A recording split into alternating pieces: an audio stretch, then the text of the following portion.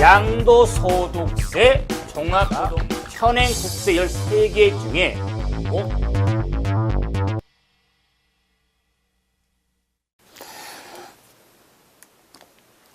자, 이번 시간에는 양도소득세 비과세 규정에 기본서 339페이지 보유기간부터 보도록 합시다.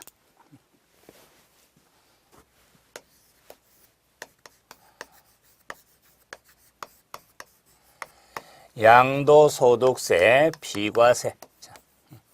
자, 규정이 있어서 한 세대가 국내 한 주택으로서 보유기간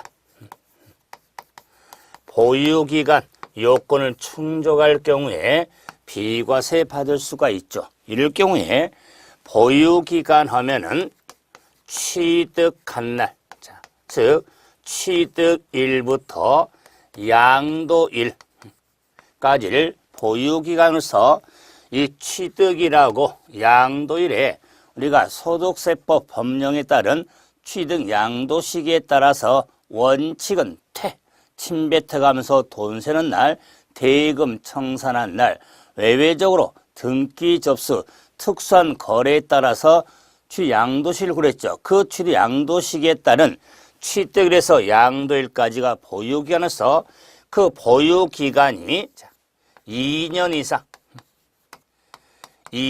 이상일 경우에 비과세 받을 수가 있죠.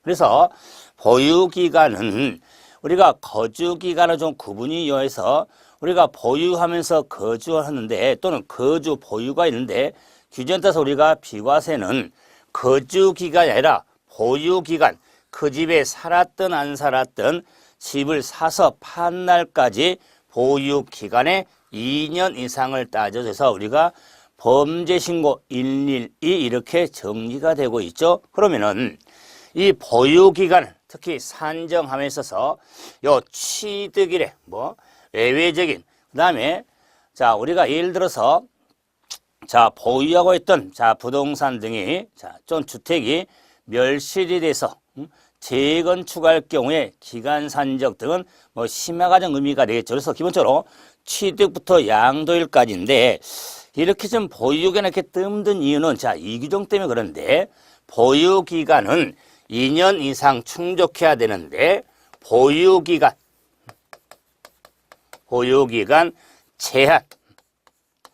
제한을 받지 아니한 경우가 있더라. 받지 아니한 경우. 그래서 그럼 보유기간 제한을 받지 아니한 경우란 조금 이해가 필요한데 그럼 보유기간은 2년 이상이면 비과세를 받을 수 있는데 그 제한받지 아니한 경우란 보유기간이 2년 미만일지라도 비과세 받을 수 있는 규정을 의미하는 겁니다. 그래서 보유기간 2년 미만을 생각하면서 크게 5가지 경우에 틀을 잡을 수가 있는데 이럴 경우에 여기서 우리가 이 제한받는 경우 연수를 고려해서 5년 이상의 기간 또한 X 1년 이상의 그러면 이 5년 이상 X 1년 이상의 무슨 의미냐? 거주기간 5년 이상 거주기간도 두지 않고 거주기간 1년 이상이거든요. 이러다 보니까 분명히 보유기간 제한받지 아니한 경우인데 왜 굳이 또 거주한 기간이 5년 이상, 1년 이상 거주를 따지게 되냐? 그래서 설명드리자면 그럼 5년 이상에 대해서는 건설 임대주택에 있어서 적용. 그다음에 거주는 두지 않는 수용 또는 협의 매수된 경우. 이 세 번째는 해외 이주법에 따라서 세대 전원이 출국한 경우. 다음에 1년 이상 국외 거주를 필요로 하는 자, 취약, 근무상 형편으로 자, 인천공항에서 비행기 타고 빠이할 때 출국할 경우에 제한받지 않습니다. 그리고 1년 이상 거주한 주택으로서 자, 부득이한 사유로 양도할 경우 자, 이한 사유로 양도할 경우인데 이 부득이한 사유 하면은 취약이라든가 근무상 자, 형편, 질병, 요양 등을 부득이한 사유라고 하더라. 자, 이럴 경우에 보유기한 제한받지 않는데 좀 먼 이해를 돕기 위해서 건설 임대주택, 건설 임대주택에 있어서 이 5년 이상의 의미는 좀 자, 이해를 좀 여하죠. 예를 들어서 자, 갑이 자, 건설 임대주택을 임차, 즉 임대아파트를 말하죠. 임대아파트를 임차해서 자, 이 거주하다가 요 건설 임대주택에 대한 자, 분양, 일반 분양이 돌아오더라.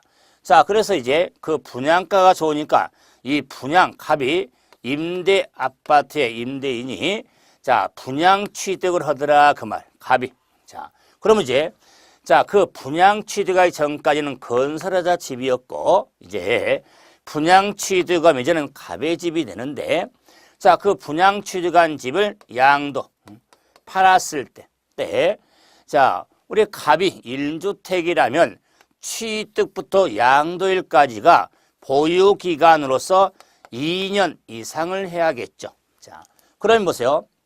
우리가 아무리 과세 형평을 고려해서 자, 갑이 좀 사정 형편에서 임대아파트를 임대계약에서 임대보증금 걸고 임대로 줘가면서 살다가 분양 취득해서 팔았을 때 만약 있는 사람은 왜 임대를 삽니까? 처음부터 분양 취득하죠. 그래서 자, 한 2년만 자 버티면은 자, 보유하고 팔면 비과세인데 좀 형편이 그런다 할수록 임대아파트를 심가 그래서 임대주택에서는 5년 살아야 되고 또 분양받아서 또 2년을 더 가지고 있다가 파면 비과세 한다면 형평 안 맞잖아요. 그렇기 때문에 건설 임대주택에 있어서는 요 임차일로부터 양도일까지 기간에 세대 전원이 거주한 기간이 5년 이상이라면 보유기한 제한받지 아니한다. 따라서 자, 요 5년 이상 결혼 요 보유기한 2년 이상의 제한을 받지 아니한 겁니다. 그럴 때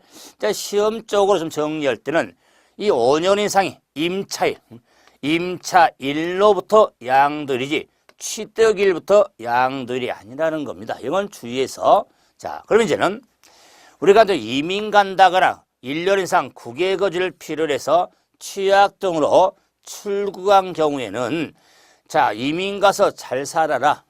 뭐 미국에 공부로 갔다든가 해외 근무로 갔으면은 돈 많이 벌어서 와라. 그럴 때 자, 비과세 해줄 테니까. 그런데 출국일 현재 비행기를 타려고 그러는데 집이 안 팔려가지고 자, 비행기 탈 때까지 집이 못 팔았어요. 이럴 경우에는 좋다. 그러면 출국일로부터 자, 2년 내 양동규 하나여 비과세 받을 수가 있는 겁니다. 그렇기 때문에 출국일 현재 1주택을 보유한 경우로서 출국일부터 2년 내 양덕경 한해서 비과세 받을 수가 있는 겁니다. 마지막 법이 자, 부득이한 사유로 취약이나 근무상 질병 요양 등으로 다른 시군으로 이사할 경우에는 1년 이상 거주한 주택으로서 부득이한 사유로 양도할 경우에 보유기한 제한받지 않습니다. 그래서 1년 이상 거주한 주택이라는 것도 구분 좀 하셔야 되겠죠. 단순하게 1년 이상 보유한 주택이 아닙니다. 그래서 이 보유기한 제한받지 아니한 규정은 우리 시험적으로 많이 영향을 미치기 때문에 좀 이해를 좀 하면서도 뭐 5규정 큰 틀이니까 이걸 정리를 하셔야 됩니다. 그래서 112라고 하는 우리가 범죄 신고에 주택의 비과세 규정을 봤는데 이 자, 양도소득 비과세요 규정에는 주택의 비과세에는 1세대 1주택, 일단 비과세에 1세대, 자, 1주택의 특례가 있습니다.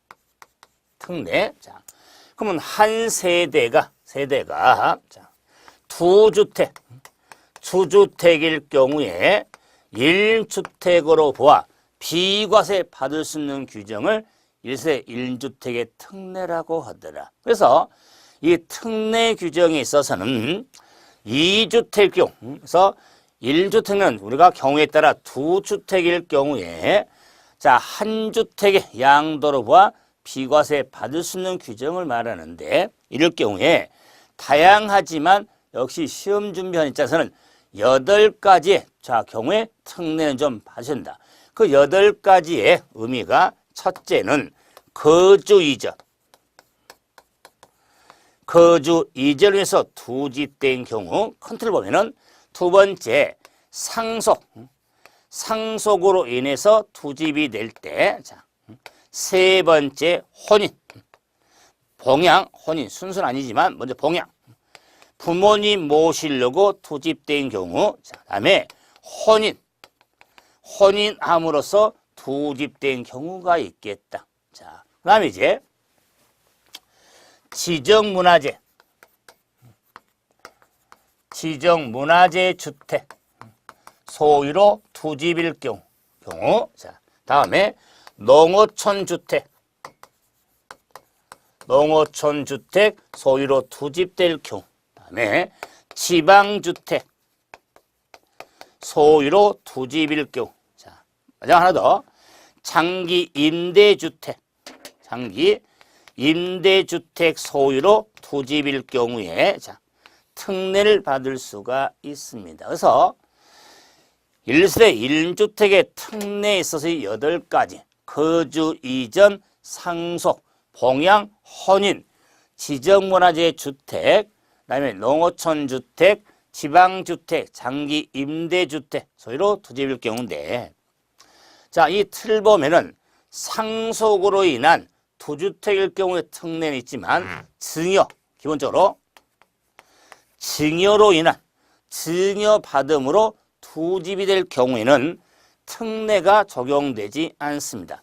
상속으로 투집될 경우는 특례 있지만 증여받음으로 투집일 경우는 특례가 없다는 것도 좀 봐주시고, 그럼 이제 거주 이전을 이란 투집일 경우에는 이런 특례는요, 그 특별히 적용하기엔 특례 요건이 충족이 돼야겠죠. 그 요건이 충족이 돼야 되는데, 먼저 거주 이전. 거주 이전이 나오면 화살표가 크게 2개.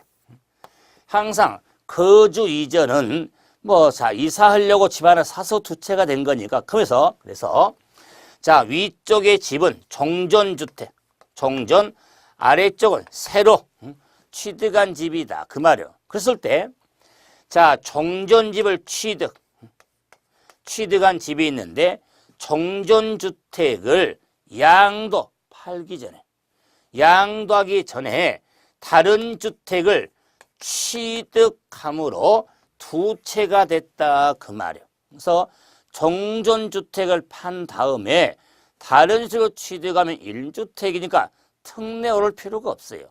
만약에요, 이런 거주 이전되기 위한 특례를 만약에 규정이 없다면은 말도 안 되는 현상이 있어요. 만약 집을 사고 파면 집을 이사를 할 때 이런 비과세 하려고 동시에 딱 오토토키 연결해 가지고 집 빼러 들어간다, 그럴 수가 있습니까?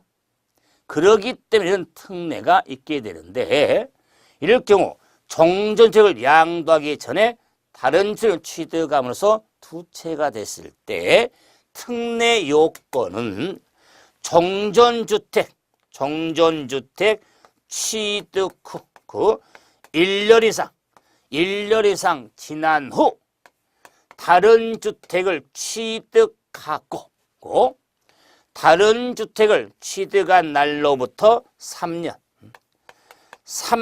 내에 종전주택을 양도할 경우에 특례를 받을 수가 있습니다. 자, 그럴 경우에 단순하게 3년 내를 할지라도 자, 이 취득에 붙어서 단순히 새로운 집을 산 날부터 3년 내 종전주택을 팔아야 되는데 이럴 경우에 이 3년의 의무는 두지 마시고 이 플러스 미는 종전주택 취득 후 1년 이상 지난 후 다른 주택을 취득하고, 그 말은 이 종전주택에 대한 1년 이상 지난 후에 취득을 해야 특례가 되지. 그래서 이 1년 이상 지난 후 규정을 놓치지 말 것. 그래서 1년 이상 지난 후 다른 집을 취득하고 다른 집 취득해서 3년 내 종전주택을 하여 특례가 됩니다. 그런데 이제 칠판에 있으니까 요 1년 이상의 이 규정이 있어서 건설 임대주택이라든가 수용이라든가 1년 이상 거주한 주택에 대한 보유기한 제한받지 아니한 규정이 있더라.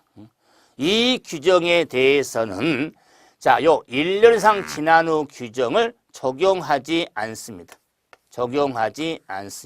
그래서 건설 임대주택에 제한받지 아니한 규정이나 수용될 경우나 1년 이상 거주한 주택에 대한 제한받지 아니할 경우에 대해서는 왜 보유기한 제한을 받지 않기 때문에 1년 이상 지난 후 다른 취득한 규정을 적용하지 않는다는 거. 그런데 이미 이민가고 국외거주로서 비행기를 탔기 때문에 이미 나갔기 때문에 의미가 없는 것. 그러기 때문에 거주 1년 이상 지난 후 취득한 경우 규정을 구분해서 정해서 여러분 교재에 보시면은 이런 내용에서 342페이지에 봐보시면 동그라미 1, 2, 3번에 해당될 경우에 대해서는 1년 이상의 우리가 지난 후 취득률을 적용하지 아니한다고 규정되어 있죠. 그 1번이 임대주택, 2번이 수용, 3번 1년 이상 거주. 그래서 이게 지금 1번 동그라미 1번, 동그라미 2번, 동그라미 3번이다 그 말.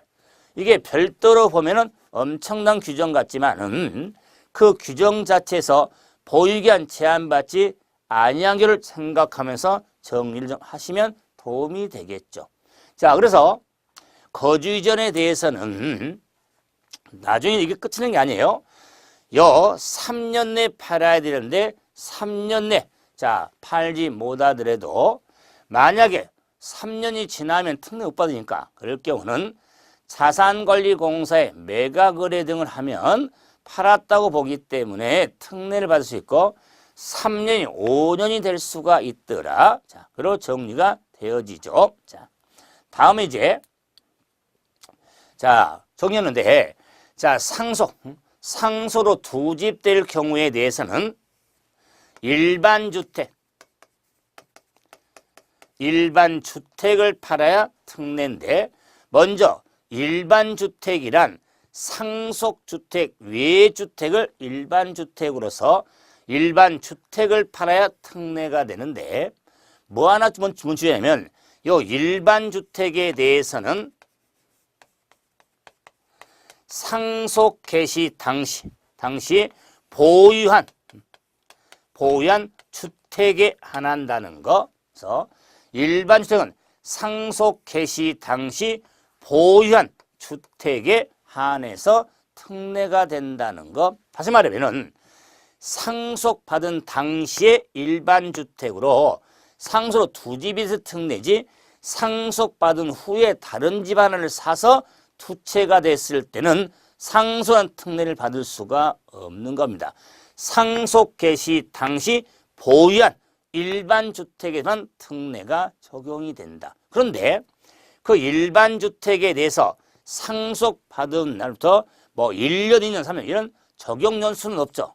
하지만은 일반 주택을 팔아면서 일반 주택은 만 3년 됐지만 개정 내용이니까 상속 개시 당시 보유한 주택의 하는 것을 놓쳐서는 안 되죠. 다음에 이제 봉양, 부모님을 모시려고 두 집 된 경우니까 당연히 봉양 대상 기본이 60세 이상, 60세 이상이 의미하겠죠.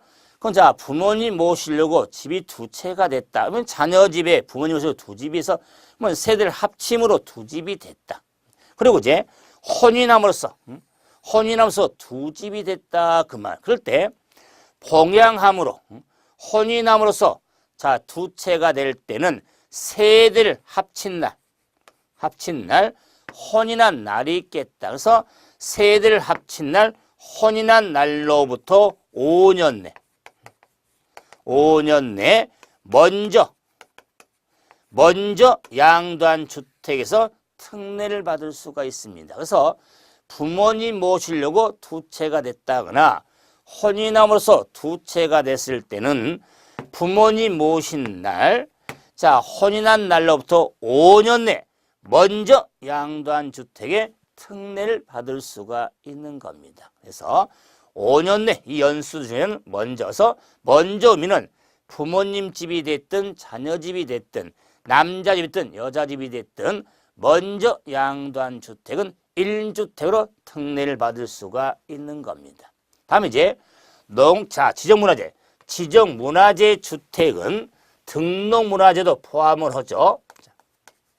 등록문화재 주택도 해당이 되는데 그러면 지정문화재 등록문화주택은 자, 특례에서도 일반 주택을 양도할 경우 특례를 받을 수가 있습니다. 특례를. 자, 그래서 이것도 혼돈한데요. 지정문화재 주택 또는 등록문화재 주택을 먼저 팔면 특례 못 받습니다. 일반 주택을 파는데 여기서 일반 주택은 지정문화재 주택 외 주택을 의미하겠죠. 자, 다음에 농어촌 주택에 대한 특례는 좀 신경을 좀 써주셔야겠죠. 자, 그러면 이 농어촌 주택은 지방자치법에 따른 읍면적에 소재한 주택을 말한다. 당연히 농어촌 주택이니까 지방자치법에 따른 읍면적에 소재한 주택인데, 그래서 시골에 있는 집은 다 특례냐? 아닙니다. 자, 농어촌 주택에 대한 일종의 특례에 있어서는 그 농어촌 주택이 세 주택에 해당이 돼야 된다. 그래서 상속받은 주택으로 농어촌 주택이냐, 인농주택으로서 농어촌 주택이냐, 귀농주택으로서 농어촌 주택이 되냐. 자, 이럴 경우에 자, 상속주택, 인농주택, 귀농주택으로 난 농어촌 주택과 일반 주택을 각각 소유할 때, 네, 일반 주택을 양도할 경우 특례를 받을 수가 있습니다. 그래서 자, 상속주택, 인농주택, 귀농주택을 먼저 팔면 특례 못 받습니다. 자, 그랬을 때 일반 집을 팔면 특례인데 요 농어촌의 귀농주택에 있어서는 요 일반 주택을 팔아야 되는데 귀농주택 대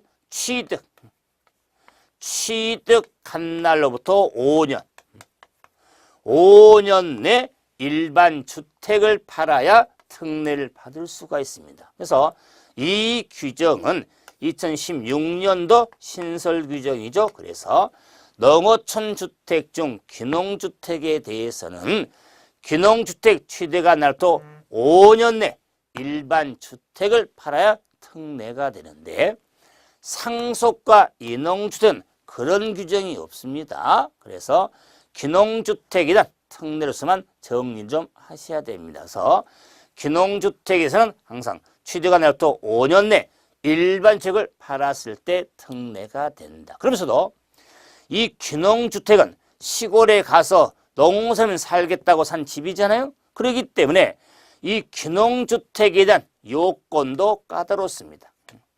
요건. 자, 이 귀농주택의 요건이 충족이 돼야 되는데, 자, 크게 이 귀농주택에 대해서는 고가주택에 해당되지 않아야 됩니다. 자, 또한, 자, 대지 대지 면적이 660제곱미터 이내가 돼야 됩니다.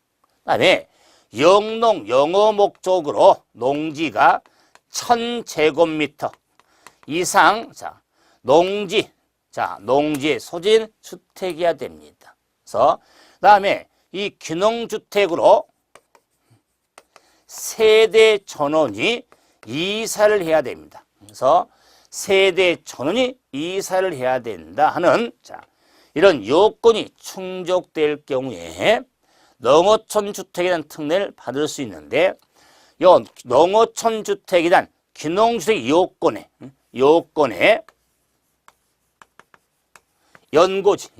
연고지에 대한 요건이, 자, 2016년도 개정에 의해서, 자, 연고지가 필요 없다. 그래서 우리가 이제 귀농이라고 하는 것은요, 뭐 연고지가 되든 안 되든 다 귀농할 수 있습니다.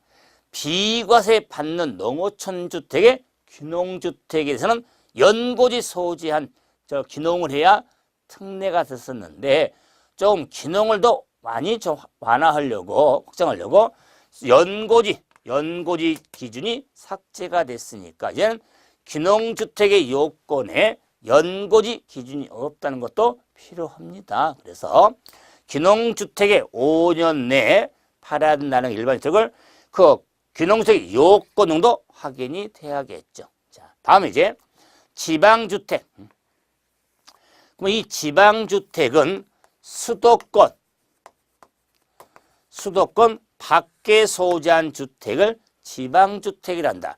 이 지방주택을 부득이한 사유로 취득원에서 두 채가 됐다. 그럴 때 요 지방주택을 부득이한 사유로 취득을 해서 두 채가 됐을 때, 자, 그럼 일반 주택을 팔아야 특례가 되는데, 일반 주택. 그럼 자, 부득이한 사유로 취득한 지방 주택과 일반 주택을 각각 소유하고 있을 때는 지방 주택을 팔아서 아니라 일반 주택을 팔아야 특례가 되어지는 겁니다. 자, 그렇기 때문에 저 지방 주택에서도 두 집은 일반인을 팔아야 되는데 주의.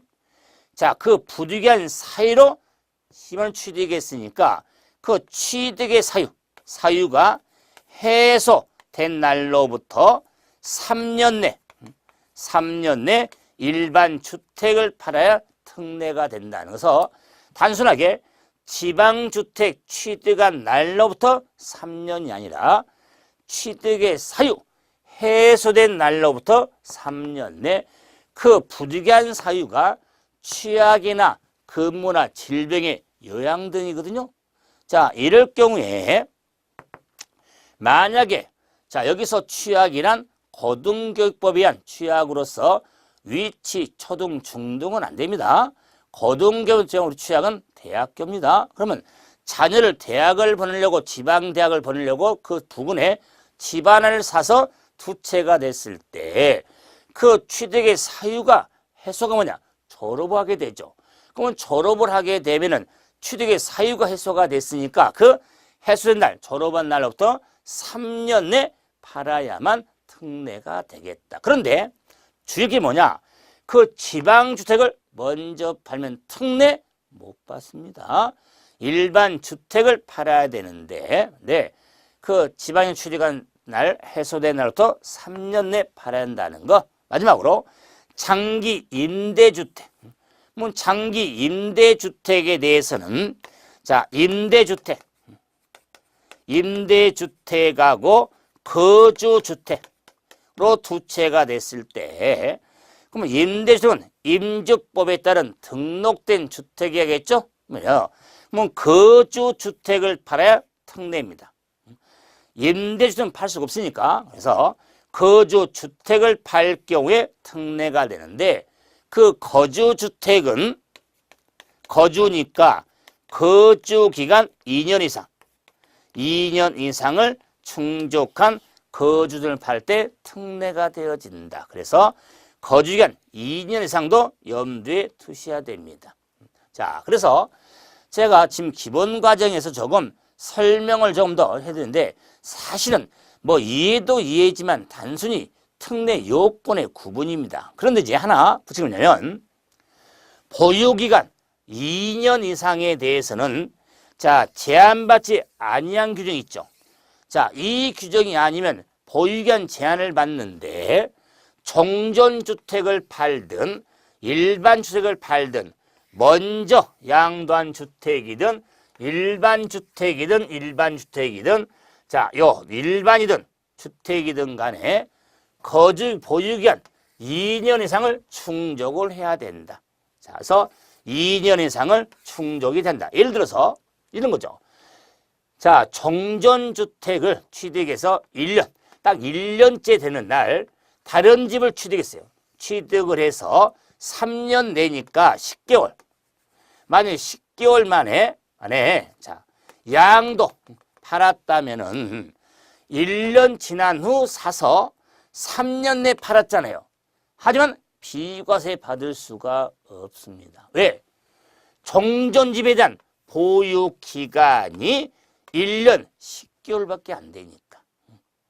2년은 충족을 못했으니까 비과세 받을 수가 없는 겁니다. 자, 그렇기 때문에 자, 아무리 1년 특례라 해도 보유기간 제한을 받는다는 걸 확인을 좀 하시면 됩니다. 그래서 자, 양도소득세 비과세 규정에 뭐 농지 교환을 했지만은 주택에 대한 비과세의 틀을 정리해서 뭐 장기 저당담보 주택도 있고 조합 입주권에 대한 우리 비과세 규정도 좀 있는 걸 한번 참고로 하시고 주택에 대한 비과세 규정은 시험에 나온다고 보시면서 확인해 주시고 이래서 근데 비과세를 받으면 세금 계산할 필요가 없죠. 그러면은 비과세 받지를 못하면 세금 계산해야겠죠. 그래서 양도소득세 계산 과정 틀을 한번 보고 정리합시다. 자, 기본 틀은 좀 봐야 되니까요. 354페이지 봐보세요. 양도소득세 계산 과정이 나오죠. 계산 과정 구조가 나온다. 그러면 양도소득세 계산. 뭐 세금 계산은 이해가 되는데 그 계산에 있어서 계산 과정. 이 과정을 프레임 구조를 통해서 한번 살펴보자. 그래서 양도소득세 계산 과정 구조라고 이야기하는데 자, 저는 과정 구조 대단히 중시합니다. 그럴 때 이 계산 구조를 다르게 보면 양도소득에 대한 과세 표준. 과세 표준은 어떻게 계산하고 과세 표준과 세를 적용한 세액에 있어서 어떻게 구해지는지 산출해서 다르게 표현하면 양도소득에 대한 과세 표준과 세액의 산출에 있어서 과정 구조를 통해서 살펴보게 된다. 그래서 이 계산 과정, 계산 구조에 있어서 자, 첫 번째는 당연히 팔아야겠죠. 양도가액. 양도가액에서 마이너스 필요경비. 필요경비를 차감해서 양도 차익이 산정이 되겠죠. 예? 자, 그럼 양도 차익을 구했으면 마이너스 장기 보유, 특별공제를 차감해서 양도소득 금액이 구해지는 겁니다. 양도소득 금액이 구해진다. 양도소득 금액을 구했으면 양도소득 기본공제를 차감해서 양도소득 과세 표준이 나온다. 표준이. 자, 이 과세 표준을 구했으면 곱하기 양도소득 세율을 곱해서 양도소득 산출세액이 나온다.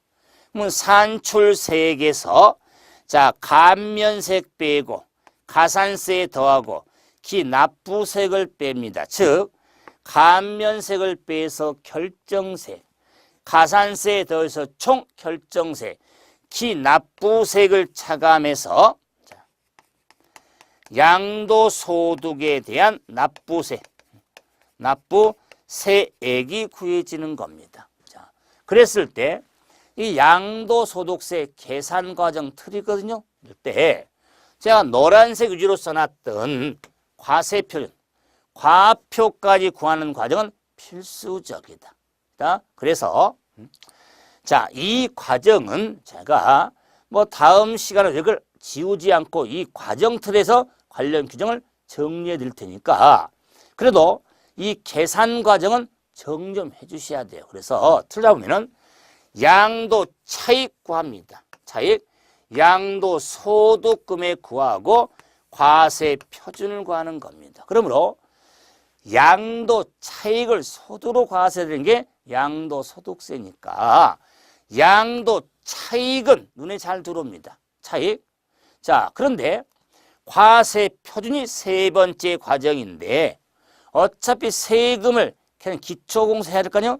기초가 되는 걸 과세 표준이니까. 그런데 양도소득세에서는 두 번째 계산 과정이 양도소득금액으로서 양도소득금액 과정이 있다는 걸 반드시 숙지하셔야 돼요. 그래서 자, 저는 양도차익의 차, 양도소득금액의 소, 과세표준의 과. 그래서 차, 소, 과 이렇게 정리해라.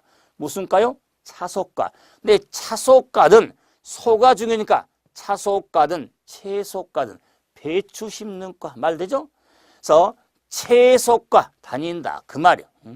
그래서 채소과 다니면서 뭐 그 과에 우리가 특기를 잘 살려야 할 거 아니에요? 특성을. 그래서 채소과 다니면서 특별공제, 기본공제, 특기를 살려라 그 말이에요. 그래서 채소과 다니면서 특기를 살려라. 그래야 이 계산 과정 구조에 있어서 자, 이제 다음 시험부터는 양도 차익을 계산하고 양도 소득금액 계산하고 과세표준 계산을 할 때 이 과정을 통해서 구조를 가지고 관련 규정을 하나씩 정리해 나가니까. 그리고도 본 시험에서는 이 계산 과정에서 이 틀만 가지고도 한 서너 번 기출 유형입니다. 이 과정을 알고 있냐 없냐. 그렇기 때문에 제가 암기틀 잡아라고 그랬죠. 저의 지금 암기틀이니까 여러분 나름대로 있겠지만은 채소과 다니면서 특기를 살려라. 이렇게 정리하면서 이 과세표준 자와 세액은 산출세액의 과정을 한번 구조를 통해서 정리해서 이제 다음 시간은 그 계산 과정에 하나하나 구분하면서 정리가 이루어지겠죠. 그래서 다시 말하지만은 채소과 특기를 살려라 정리하시고 자, 이번 시간은 여기서 마무리하고 다음 시간은 양도차익 계산부터 저는 보도록 합시다. 자, 수고하셨습니다.